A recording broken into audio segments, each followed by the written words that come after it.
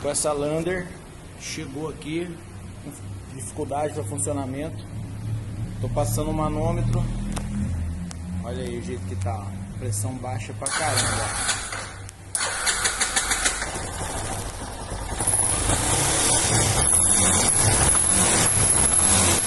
Tá vendo? Ó, não sobe a pressão, ó.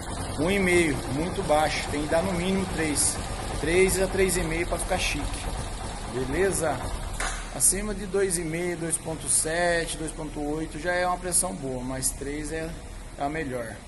E aqui é baixa pressão, muito baixa, 1,5 não dá pressão no bico.